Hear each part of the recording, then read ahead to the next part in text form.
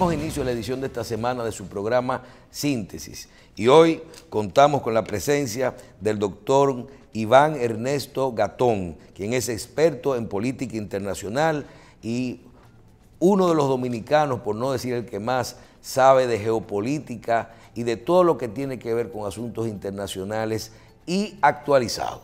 Bien, bienvenido a Síntesis, doctor. Bueno, muy complacido de estar con usted aquí nuevamente. Bien, vamos a hacer este programa un poquito educativo y tradicionalmente tratamos de abarcar con usted muchos temas diferentes, pero vamos a tratar de tomar algunos temas que son de mucha importancia en este momento para la República Dominicana y para el mundo, y vamos a tratar de tomar toda su experiencia a ver si de la forma más clara posible el dominicano puede entender, los que ven este programa pueden entender lo importante de alguno de ellos. Iniciemos con China.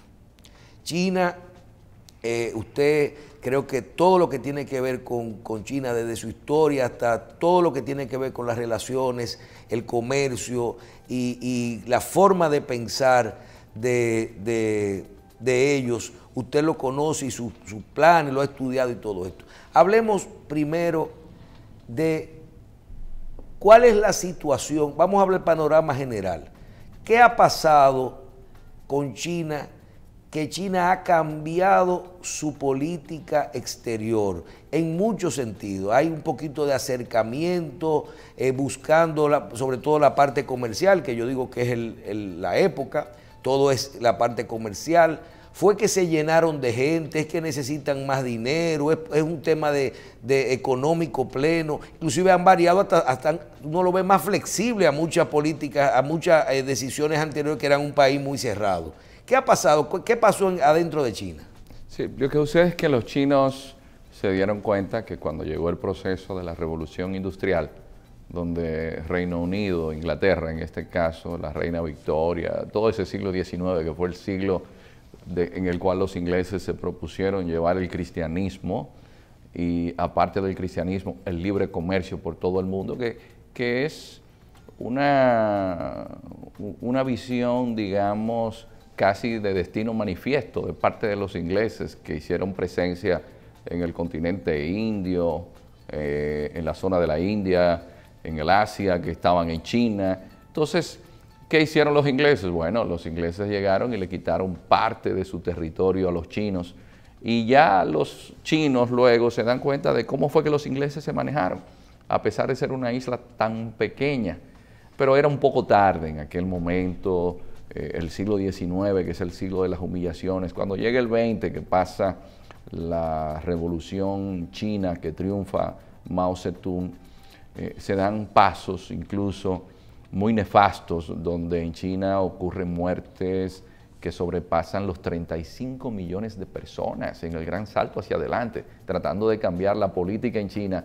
Estamos hablando de 35 a 40 millones de personas muertas de hambre en 1958, donde ¿Eso en un año? Eso fue en un año, porque Mao quiso cambiar todo lo que había sido la política agrícola, eso se llamó el gran salto hacia adelante. Ahí vino una debacle que luego eso le quita un poco a Mao la preeminencia y llega Liu Shaoqi y entonces dejan un poco al margen a Mao, e incluso hasta el hombre que había estado llamado a ser el sucesor de Mao, que era Lin Biao, que había sido general del ejército y que había estado en el ejército del Kuomintang de Chiang Kai-shek, que es el que se va a Taiwán. Sí. Y Mao, para luego reintroducirse, lo que comienza es la revolución cultural. Es decir, China, para llegar donde está, fue en base a mucha sangre, porque esa revolución cultural, donde en una sociedad que siempre se ha respetado a los mayores, se dejó de respetar a los mayores. En una sociedad que siempre había estado la influencia de Confucio, se va en contra de las políticas o de la doctrina filosófica de Confucio. En una sociedad que siempre se había hablado de una élite que pasaba los exámenes, que son imprescindibles en China, que eso es otro poder, el de los exámenes, se cierran las universidades. Y todo aquel que tenía un viso de ser intelectual en China lo mandan para el campo. Pero estamos hablando de enviar para el campo en un país que es del tamaño de los Estados Unidos. Y entonces, esa China... ¿Y qué población tenía en ese momento? China tenía en esos momentos unos 700 millones de habitantes. O sea que pueden, más o menos un 5% de la población puede haber muerto solo en un año. En un año. Sí, porque eso fue evolucionando, después murieron más. Eso fue un desastre humano. De hecho, una de las carnes favoritas, porque tenían que comerse entre ellos. Es decir, hubo un momento en el cual no aparecía comida. Y entonces, uno de los platos favoritos eran las nalgas de las personas. Fue un periodo nefasto. Eso era como un filetico. Poco estudiado en la historia de la humanidad, porque siempre estudiamos la historia de Occidente. Entonces, quien da el cambio es un hombre que se llama Deng Xiaoping. Hizo un plan de décadas. Entonces, la política exterior, que usted dice, ¿cómo cambia? Bueno, Deng Xiaoping en el 79... Hizo el primer plan decenal. Pero un plan que ellos tienen la ventaja de no hacer la hipocresía que vemos en las democracias, que han llegado al populismo. El populismo le ofrece a la gente lo que no puede cumplir, porque, como decía en su momento Van Rompuy, el jefe de la Unión Europea, todos los políticos europeos sabemos lo que hay que hacer. Lo que no estamos seguros es que si llevamos a cabo nuestro plan, no se reelijan. Es decir, que en democracia no pueden hacer lo que hizo Deng Xiaoping. No, hacemos un plan a largo plazo y no tenemos que preocuparnos si la gente nos va a votar o no. Aquí no nos hacemos los simpáticos. Aquí trabajamos en el largo plazo, porque siempre en las democracias se le habla a la gente de las mieles del poder. Usted lo que está diciendo es que todo esto que vemos en China hoy y este comportamiento, esta visión hacia afuera, hacia el comercio exterior y a ciertos cambios, no se deben a los cambios que vemos, por ejemplo, necesariamente ahora con Estados Unidos, sino a que esto estaba planificado con años atrás de que iba a ser así. Todo esto no es fruto de la improvisación. Es la gran ventaja que tiene China, y por eso hoy está la disputa con los teléfonos Huawei, porque los Huawei es tecnología 5G. Pero según un informe de inteligencia que llega al Congreso americano, los chinos le están ganando la carrera tecnológica. Pero la tecnología 5G es un cambio en la humanidad, como el que se dio con la llegada de la revolución industrial. Pero ¿quién está manejando el 5G? Son los chinos. ¿Pero lo prohibieron? Pero prohíben el teléfono Huawei en Estados Unidos. Quieren que se prohíba en Europa, pero ¿qué dicen los alemanes? No. ¿Y eso no viola los tratados internacionales de apertura, de libre mercado, de comercio exterior? Pero es que ahí es que está la paradoja. Como los chinos hicieron un proyecto de largo plazo y aprovechando la propia codicia de Occidente, que fue e instaló sus empresas allá para pagarles salarios más bajos, mientras los chinos iban tomando nota de los adelantos de Occidente, mientras los chinos mandaban a las universidades americanas miles de estudiantes chinos para que tomaran notas, cuando los chinos ya estaban enviando incluso a República Dominicana jóvenes para que aprendieran el español con el acento y los giros idiomáticos de los dominicanos. Mientras los chinos están en un proyecto que no lo pueden hacer los europeos, ni lo pueden hacer los americanos, de largo aliento, hoy nosotros nos vemos sorprendidos. Pero la política exterior, como usted me preguntaba, fue Deng Xiaoping que dijo ya en el 79, debemos ir en la ola, pero no encabezarla. Debemos ocultar, decía Deng Xiaoping, nuestras fuerzas hasta que llegue el momento oportuno de demostrar quiénes somos. China con Xi Jinping, fíjese que había pasado Jiang Zemin, que duró 10 años. De Jiang Zemin vino Hu Jintao, que duró 10 años. Pero llega Xi Jinping y cuando se supone que en 10 años ya él va a terminar, dicen no, este es un tiempo demasiado complejo, en el ámbito geopolítico global. Hay que darle continuidad. A este hombre lo vamos a dejar per saecola saecolorum, como decían en latín, por los siglos de los siglos. Y al hombre lo han dejado ahí sine die, sin fecha.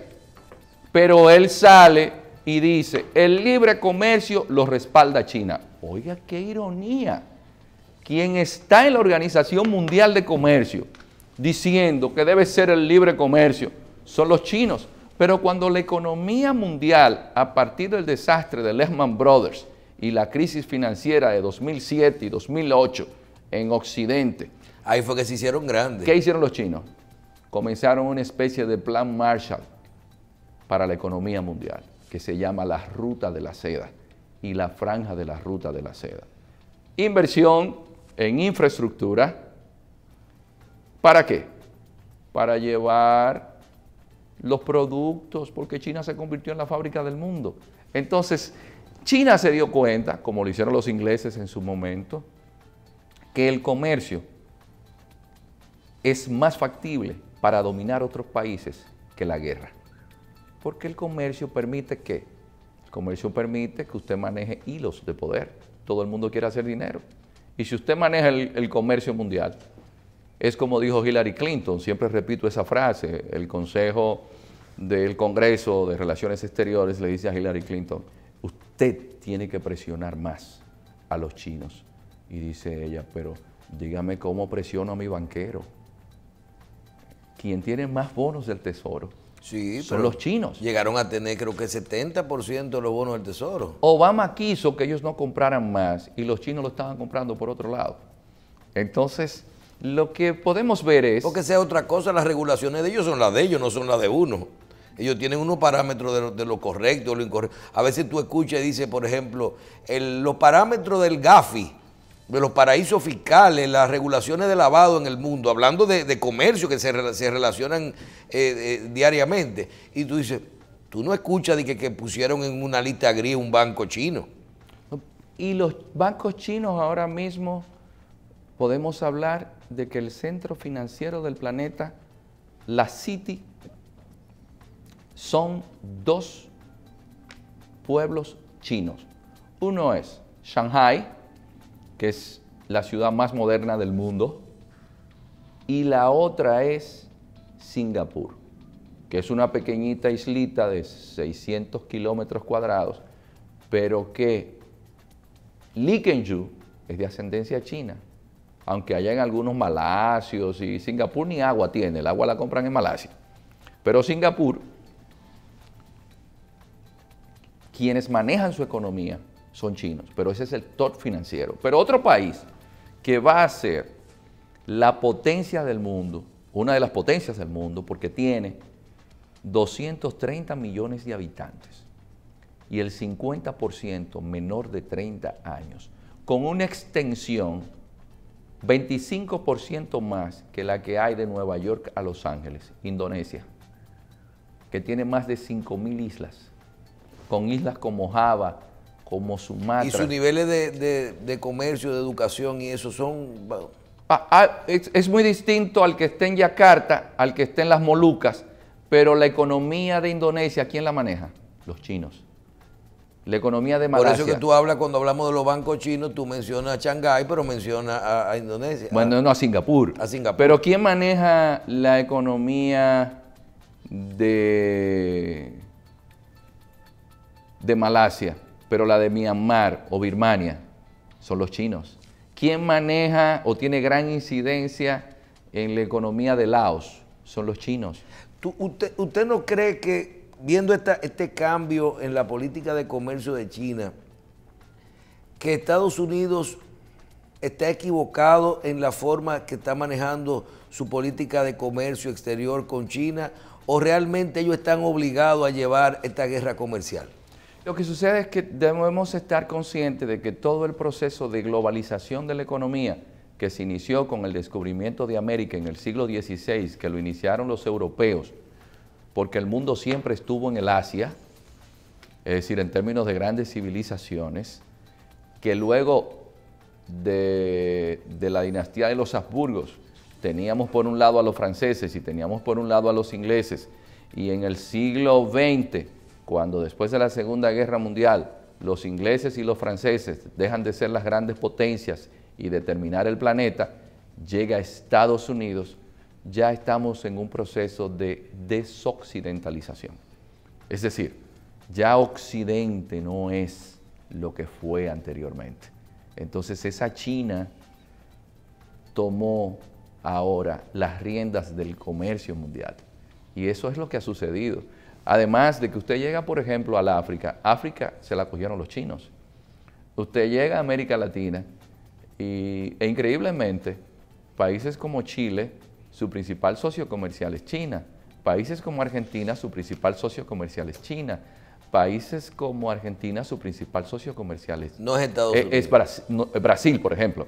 Es China. Ya China tiene hasta una base militar en Argentina, en Neuquén. Aunque los chinos dicen que es una base astronómica porque ellos piensan ir a la Luna, porque están interesados en conseguir isótopo 3, que si lo consiguen con varias toneladas resuelven el problema energético, y el que tiene el problema energético resuelto lo tiene casi todo listo para vivir sin ningún tipo de inconvenientes y no depender de los precios del petróleo, y los americanos dicen que no, y ya los americanos pusieron una base militar al lado, dizque para desastres naturales.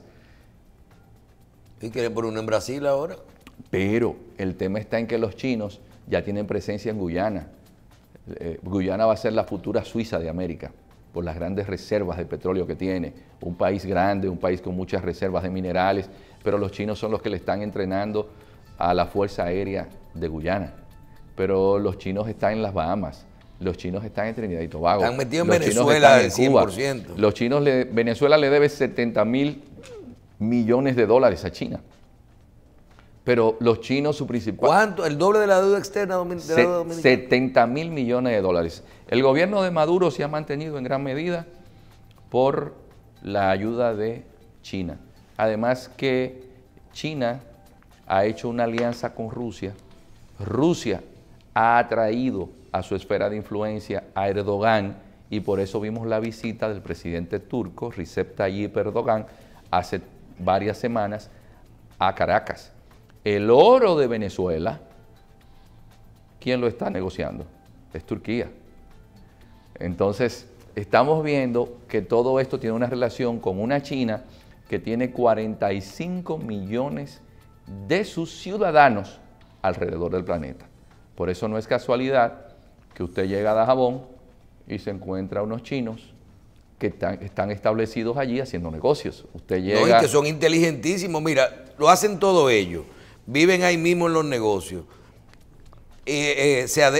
La gente dice que no, pero te venden picapollo y comida china, o sea, te venden comida criolla y la de su país, y tienen pocos costos.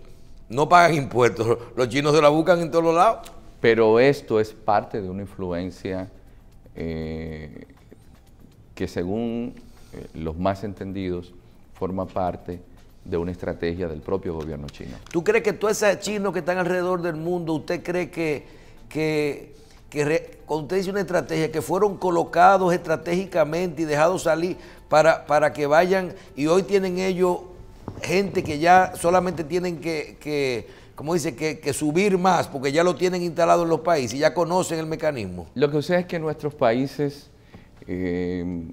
no tenemos, como dos pueblos que sí lo poseen, un nivel de identidad tal con nuestra nación que nos dé esos niveles de fidelidad. Para los chinos, China es Zhongguo, y Zhongguo es el reino del centro, es el reino del medio. Entonces, cuando usted ve a su país como el reino del centro, el reino del medio, es un país civilización, entendámoslo así. Estamos hablando de casi 1.400 millones de personas. Pero cuando usted habla como un chino, el chino nunca deja de ser chino. El chino siempre va detrás de sus tradiciones. Por eso los informes que dan en la CIA y en la NSA le llaman a China y a Rusia poderes revisionistas. Porque los rusos, por ejemplo, le llaman a... Porque todo ahora en política no ven a los chinos solos. Estados Unidos no ve a China solo, sino que la ve unida a Rusia. Los rusos le llaman a su país la Santa Madre Rusia. En Rusia nadie se atreve a quemar una bandera. Nadie. El ruso ama esa tierra.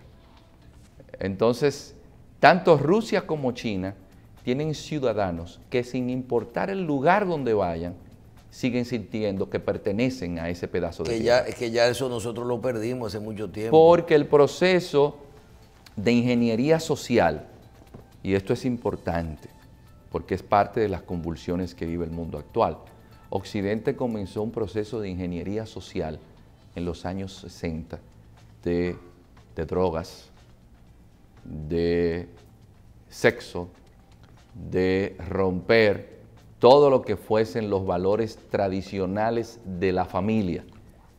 ¿Y en qué se sustenta, por ejemplo, las bases de la sociedad china donde no hay drogas? En China usted no pierde un muchacho en el vicio de las drogas, porque los chinos aprendieron de la guerra. ¿No hay drogas? No lo matan a usted. El traficante de droga que agarraron en China lo mataron. ¿Por qué? Porque en China, cuando la revolución ganó, habían millones de adictos al opio, porque los ingleses...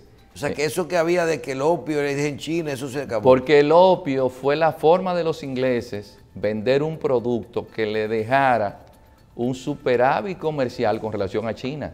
Porque los chinos vendían seda, los chinos le vendían el té, los chinos le vendían jade, los chinos vendían de todo, pero los ingleses no tenían nada que vender que no fuese opio. Cuando China le prohíbe a los ingleses venderle opio, los ingleses invaden China y hacen una guerra en el 1839 hasta 1842 que se llamó la Guerra del Opio. Y por esa guerra se quedan los ingleses con el muelle de Hong Kong.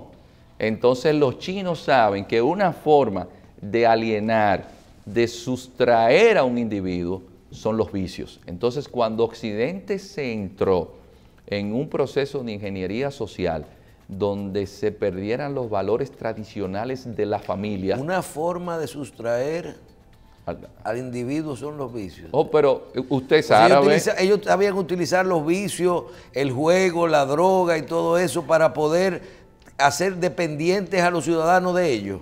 Pero es que usted como árabe, o persona que tiene influencia árabe, sabe que en los países árabes usted no le desea una maldición a nadie. Lo que usted le pide a Alá es que esa persona adquiera un vicio, porque el vicio acaba con la salud y acaba con los bolsillos, pero acaba con acaba con la familia, acaba con todo. Y acaba con algo que es importante. En árabe eso se le llama muruwa, que es la dignidad, el honor, la honra de la persona. Cuando una persona está en un vicio, pierde su dignidad, pierde esa honra. Entonces los chinos y los rusos se sustentan en valores familiares. Por ejemplo, algo interesante que uno dice, pero ¿y cómo es que en Rusia la iglesia apoya a Putin? Ah, pero es que Putin dice, no, mire, los valores que tiene Occidente no pueden venderse aquí. Aquí los valores son los de la iglesia cristiana ortodoxa. Aquí no es verdad que vamos a tener una ideología de género donde usted me le ponga muñequitos o dibujos animados para que los niños desde pequeños no se definan o que vayan teniendo influencia de que usted elige su sexualidad después. No. Aquí papá y mamá, si después de los 18 años, en su privacidad, su instancia erótica, usted cree que es con alguien del mismo sexo, ya ese es su problema. Pero no es cierto que nosotros vamos a dejar que la familia, que es papá y mamá, sea explotada por un experimento que viene de Occidente. ¿Y cuál es la opinión de los chinos con respecto al aborto? Los chinos no tienen inconveniente con el aborto. Porque ellos tenían control de natalidad. Sí, los chinos incluso ya permiten ahora que se tengan 2 hijos, porque la población se le está quedando vieja. Ahora, hay un tema en China. Cuando se habla de derechos humanos, los chinos dicen, a mí no me hables de derechos humanos, porque yo fusile gente. Porque Occidente tiene algo que es la violación más evidente de los derechos humanos, y es los asilos de ancianos y cómo tratan a los ancianos. Porque en China los ancianos son venerados, porque se entiende que no hay algo, sabiduría. No es solamente que hay sabiduría, porque la madre de todas las ciencias siempre va a ser la experiencia, como le dijo Don Quijote a Sancho Panza. Panoplia donde están todas las armas que van a defendernos de los avatares de la vida. No, es el tema de la gratitud. Usted puede informar a la policía si usted ve que un anciano, los hijos no lo visitan. ¿Por qué? Porque se supone que un niño, si no tiene de las atenciones de su padre o de sus padres, no puede criarse. Entonces usted, a quien le dio sus recursos, le dio su tiempo, porque ya es un viejecito y económicamente lo que hace es que me deja pérdidas porque lo ven en términos económicos, yo lo voy a abandonar o lo voy a mandar a un asilo porque me estorba en mi casa. Y cuando usted era niño que se despertaba de madrugada gritando, y cuando usted era niño que rompía todo en la casa. Es complejo. Entonces, para los chinos hay algo que se llama cosmovisión. La sociedad china tiene una forma de ver el mundo que no es la que tiene Occidente. Doctor, República Dominicana inicia su relación diplomática con China. Vamos a hacer un combo. Su posición, si está de acuerdo o no con esta relación, si quedamos muy mal con Taiwán por la forma que se hizo, si de acuerdo a su forma de actuar allá era la forma necesaria, que había que hacer eso, dejarlo sin avisarlo y todo eso. Y si nosotros no tendremos problemas en la parte comercial, en lo que tiene que ver con los Estados Unidos, que parece que no le gustó mucho. Sí, mire, lo de Taiwán realmente uno tiene que ser muy honesto. Aquí había una representante de China que fue la persona enviada especialmente para establecer esos vínculos que se permitiera llegar a la consecución de obtener el reconocimiento de parte de República Dominicana de China, que era la señorita Fu Xinrong. Fu Xinrong es una gran experta en los temas vinculados a Taiwán. De hecho, estuvo en las negociaciones del Acuerdo de Colaboración del Estrecho de Taiwán, donde Taiwán se convirtió en un gran receptor de turistas chinos. Llegaban casi 4 millones de turistas chinos mientras estaba el gobierno del Kuomintang de Ma Ying-jeou, que había llegado a buenos tratos con el Partido Comunista Chino. Esto se refleja ahora con el cambio con la presidenta Tsai Ing-wen, que es del Partido Democrático Progresista, PDP. Esa representante llegó a acusarnos personalmente de tener una línea anti-China, de doble agente prácticamente. Algo que tuvo repercusiones en algunos espacios de poder, porque por mis experiencias con China, estamos hablando de más de 20 años visitando la zona del Asia, estudiando. Y eso le ha permitido a uno conocer un poco, porque es un país que requiere de mucho para conocerlo. Y lo que hemos sido es sincero. Taiwán inmediatamente inicia ese acercamiento con China y aprueba lo que se conoce como una sola China. Taiwán, desde el momento en el cual Estados Unidos, Nixon con el problema de Vietnam, Nixon con los problemas que tenía en la Guerra Fría, decide acercarse a Mao Zedong con Kissinger, que visita a Chou En-lai, y sacan a Taiwán del Consejo de Seguridad. Lo de Taiwán era algo que veía venirse, que ya lo veíamos. Pero ¿por qué entonces ahora ellos lo ven totalmente? Esas son las ironías de las relaciones internacionales y que nos demuestran algo, señor Jacín. Y de ahí que cuando hablamos, siempre digo, tuvimos el privilegio de aprender algo de estos temas gracias a lo que la gente paga de impuestos, porque yo no lo hice con patrimonio personal, sino que el Estado Dominicano, como técnico me enviaba a estudiar fuera. Entonces yo lo que tengo que servirle a mi país. Yo tengo que ser pro-dominicano. Estados Unidos busca sus intereses. Por eso República Dominicana siempre debe buscar sus intereses. Y yo creo, y vista las situaciones que hemos planteado, que República Dominicana, y ya Taiwán lo sabía, más temprano que tarde, iba a establecer vínculos con China. De hecho, la administración del presidente Fernández envió una delegación para establecer las relaciones con China. ¿Y sabe lo que le dijeron los chinos? Que no, porque en ese momento... No era su interés. No, había una tregua, porque habían buenas relaciones entre Taiwán y China. Todo esto cambia cuando llega Tsai Ing-wen. Entonces, algo que yo sé que le duele a la gente que ve estos programas y le hace reportes a sus servicios de inteligencia y sus embajadas, les duele encontrar que hayan personas que tengan la utopía de creer que la República Dominicana en el contexto internacional también necesita gente que se preocupen por los intereses de República Dominicana. Es algo fundamental. En un mundo que se maneja todo el mundo buscando sus intereses, donde hay países que ofrecen viajes. Ahora todo el mundo es jalando para su lado. Porque todo el mundo ala para su lado, pero no piensa para el país. Entonces yo no puedo hacerme el gracioso con China, cuando yo sé que los chinos lo que están buscando es maximizar sus intereses. Y yo no puedo hacerme el gracioso como el MOFA, que es el Ministerio de Relaciones Exteriores de Taiwán, que han tenido sus quejas conmigo.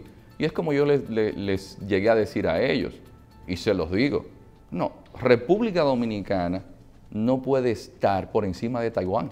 Si ustedes como Taiwán tienen invertido 800.000 millones de dólares en China popular, ¿por qué República Dominicana las inversiones de Taiwán no sobrepasaban los 500 millones de dólares? Nos va a ir mejor con la relación, nos podemos aprovechar, independientemente de que los chinos quieren mejorar su condición y están haciendo negocio. ¿Nosotros podemos salir beneficiados de esta relación? Hay una realidad. Si Estados Unidos busca las inversiones chinas, si Europa busca las inversiones chinas, y quien está moviendo la economía del planeta, porque es el que tiene dinero para invertir, es China, República Dominicana tiene que alinearse con China. Es la desventaja que tiene Estados Unidos cuando se queja, por ejemplo, de que El Salvador, Panamá y República Dominicana establecieron relaciones diplomáticas con China. Y ahora, en la toma de posesión de Jair Bolsonaro en Brasil, ¿qué decía Pompeo, el secretario de Estado de los Estados Unidos? Que había que tener cuidado con esa potencia que era China, depredadora. Oiga el término, depredadora. Pero ¿quién es que le va a hacer las inversiones? Pero parece que Bolsonaro se comprometió mucho con los americanos porque le dijo que ellos no iban a ser una potencia, le dijo en un solo discurso que no iban a ser una potencia, que ellos querían, que iban a tratar de una base militar, y ahora que usted menciona eso, parece que está en juego la presidencia de Bolsonaro con los compromisos que hizo con los americanos. Sí, pero ya el sector militar brasileño, Brasil es el único país de la región cuyos militares no hacen ejercicios conjuntos con Estados Unidos. Brasil, que tiene la Amazonía, Brasil, que según los estudios de inteligencia, es el único país que puede en América Latina hacer una contraposición, ser el némesis de Estados Unidos, porque tiene acceso al Atlántico, tiene acceso a grandes reservas de agua, tiene acceso a grandes reservas de minerales. Tiene de todo. Tiene de todo. Ese Brasil no es verdad que se va a poner presentándole todo a Estados Unidos, cuando hoy Brasil tiene influencia en el África, gracias a Lula, porque es algo que no se está hablando. La Organización Mundial de Comercio la dirige Acevedo, y Acevedo es un brasileño que quien consiguió los votos para que sea el director general de la OMC, cuando siempre era un europeo, fue Lula. Entonces, quiera sí o no, hay otro Brasil, de un Brasil donde el año pasado, señor Jacín, murieron 45.000 personas de la criminalidad que hay en Brasil. En Brasil hay zonas que el Ministerio de Trabajo tiene que entrar a liberar gente que la tienen como esclavos en campos de caña. En Brasil hay una élite millonaria de una tradición esclavista de coroneles. Brasil es un país que fue ayer que hubo voto directo a finales de los 80. Por eso es que no estamos viendo el gran enfrentamiento. Entonces, todo esto puede ser, cuando uno ve la parte de comercio, China, Estados Unidos, todo eso puede ser que a Brasil, con todo esto que ha habido de lo pone presidente, quita presidente, que ellos estaban creciendo mucho con una política de comercio exterior a través de su banco de inversión y esa firma, y que lo que hicieron fue ponerle un pie para que aguantarle su crecimiento. Pero es que donde se firma un pacto entre Putin, el presidente Xi Jinping y Dilma Rousseff, es en Recife, en Brasil. Brasil es fundador del Banco de Desarrollo de la Infraestructura y la Inversión, que es el que ha sustituido al Fondo Monetario Internacional. Brasil estaba peleando por un puesto en el Consejo Permanente de Seguridad. Es decir, en el Consejo de Seguridad, Brasil exigía ser miembro permanente porque ya la economía brasileña estaba por encima de la economía de países como Francia. Entonces, ese Brasil que estaba teniendo empresas que competían con las multinacionales americanas, por ejemplo, el aeropuerto de Miami, ¿quién ganó la licitación? Odebrecht. Pero no es solamente Miami. Yo tengo una amiga que trabajaba en APEC, que es una institución del gobierno brasileño que se encarga de la promoción de la inversión, que tenía que viajar a Rusia porque tenían proyectos en Rusia, pero tenían proyectos en Asia Central, tenían proyectos en ¿Pero el África? Brasil. Brasil, es decir, Brasil estaba incidiendo incluso en presidentes, porque Brasil financiaba campañas políticas. Como gobierno. Como gobierno, pero también desde sus empresas. Pero Brasil en ese periodo, ¿cuántos millones de personas sacó de la pobreza? O sea que este hecho fue real. Eso fue real. De hecho, fíjese, China y el acercamiento de Brasil con China, que es algo que mucha gente no vio, esa fue una promesa de Bolsonaro en la campaña, de que Brasil se iba a alejar de China. Eso fue una promesa de Bolsonaro. Porque la gente no se está dando cuenta que el mundo cambió y China está teniendo incidencia en el planeta entero. Doctor, todo es a nivel de geopolítica. El otro día me dijeron de que las guerras mundiales del siglo XXI son comerciales. O sea, que no va a haber, que ya cuando se tiren tiros es para construir armas y eso, pero que todo es comercial. Ya todo el tema es comercio, es dinero, es economía. Ya no importa nada. Lo que sucede es, cuando usted ve todas las guerras, no importa que sean religiosas, tienen un componente económico. ¿Qué pasa? El proceso de globalización, de interdependencia económica, hace que, por ejemplo, a quien menos le conviene una guerra es a China y a Estados Unidos. ¿Por qué? Porque si Estados Unidos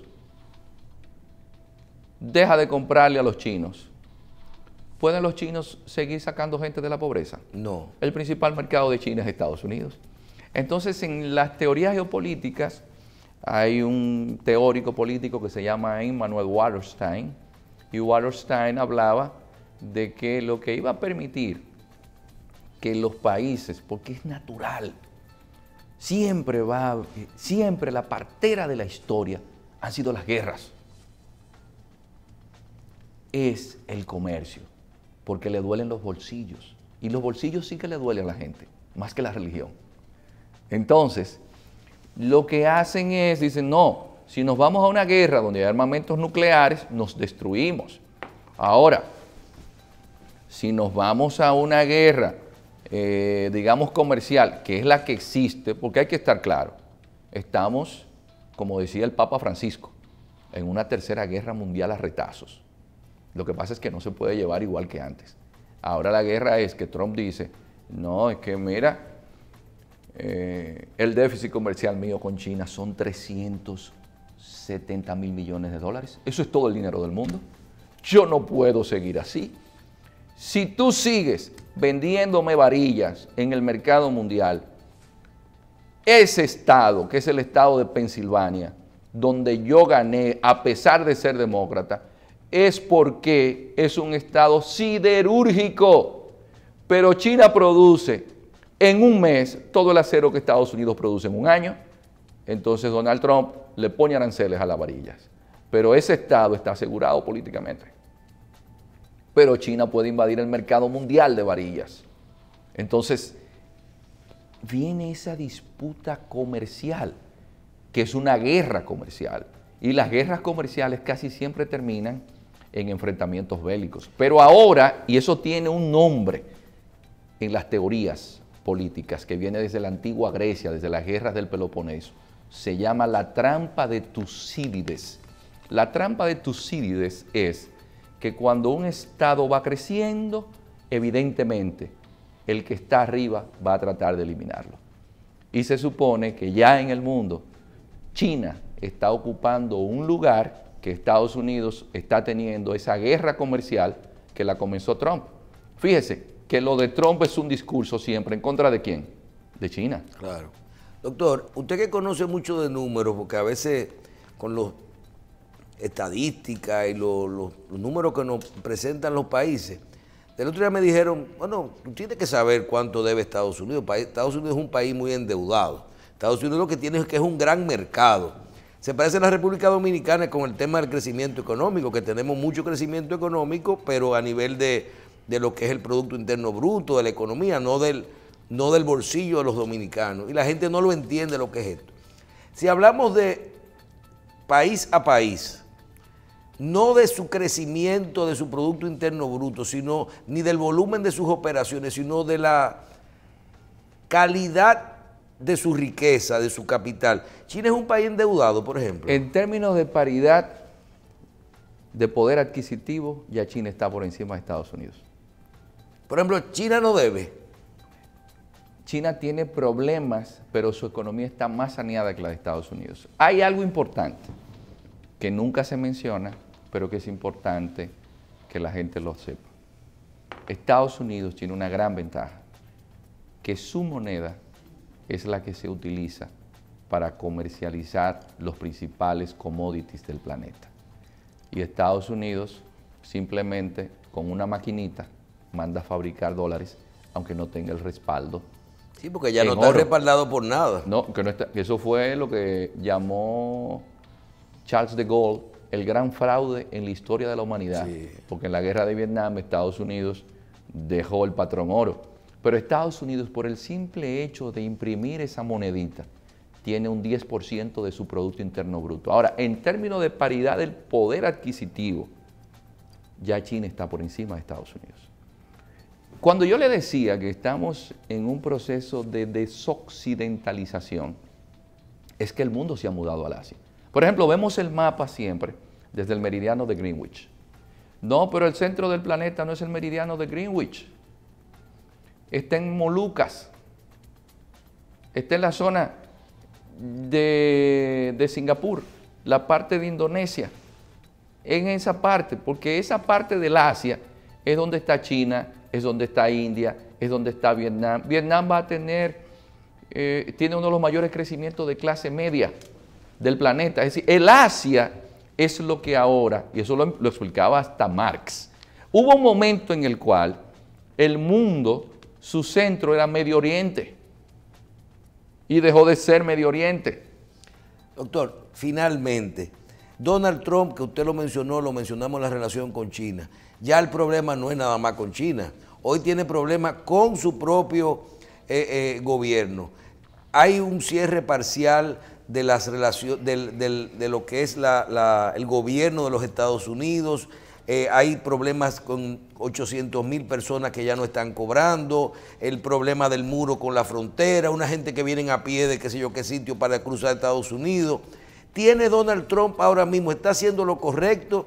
¿Tiene riesgo de un impeachment? ¿Podemos ver esto en Estados Unidos o sale fortalecido Donald Trump de esta situación desde su punto de vista? Mire, cuando hay procesos como el que vive la humanidad, donde algunos países sienten y su gente de que ya no somos los mismos, y llega alguien, y recordemos la campaña de Donald Trump llegó diciendo que más de 45,000 empresas se habían ido para China y que él iba a hacer a Estados Unidos grande de nuevo.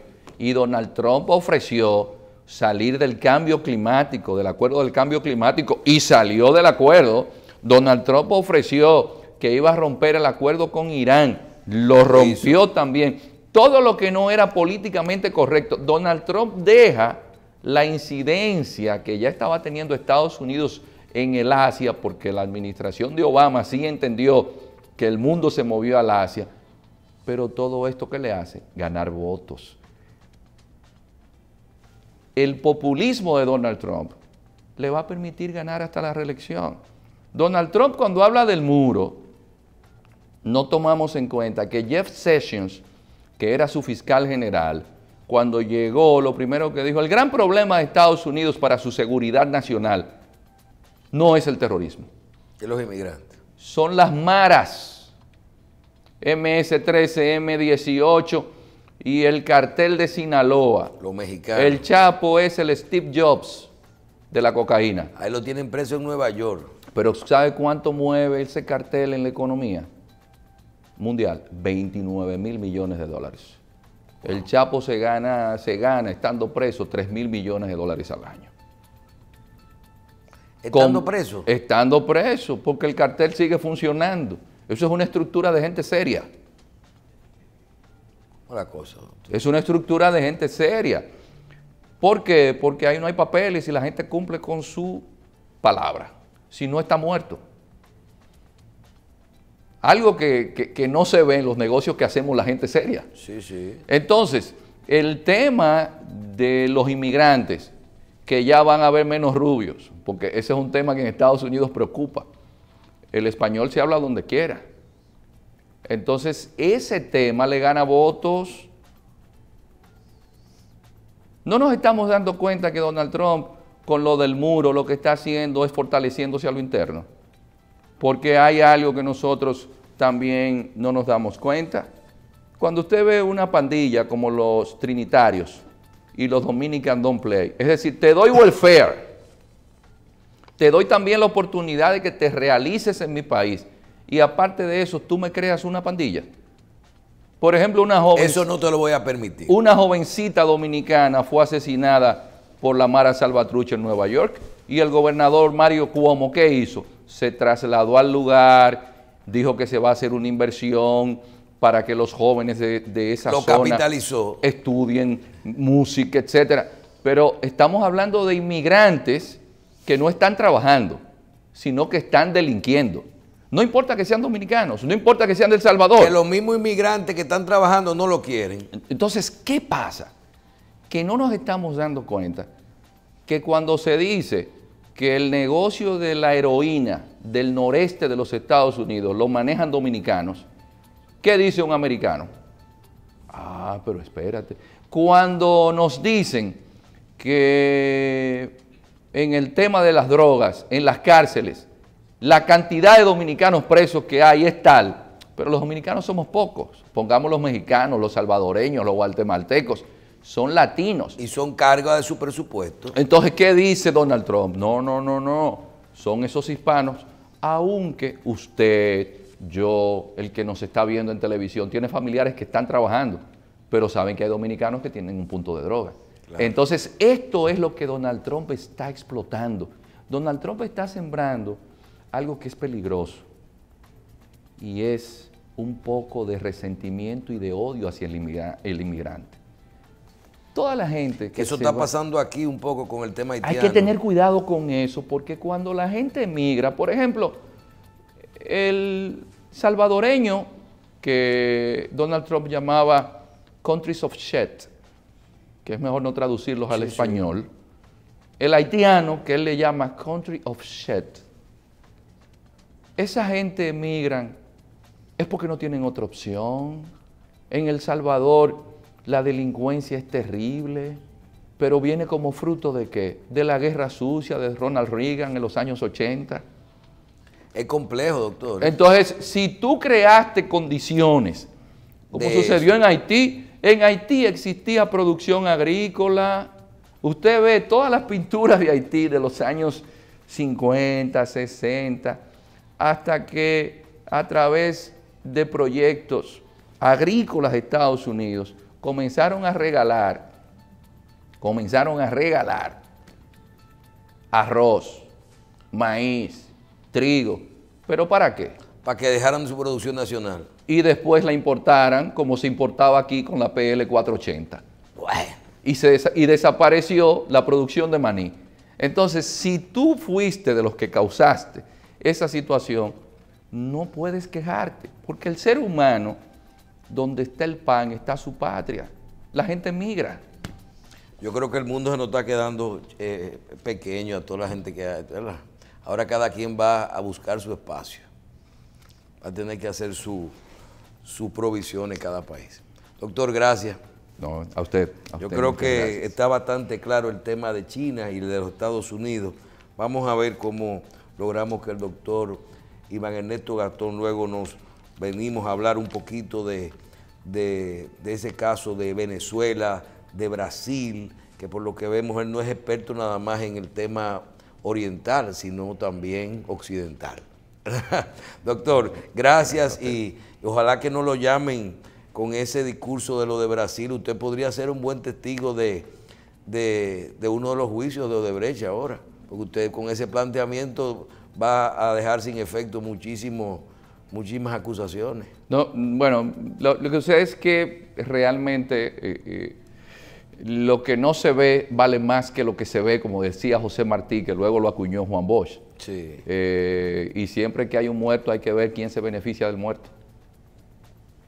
Bueno, muchísimas gracias, doctor. Nos acompañó el doctor Iván Ernesto Gatón en esta edición de Síntesis. Le agradecemos su presencia y a ustedes por su audiencia. Nos vemos la próxima semana en Síntesis.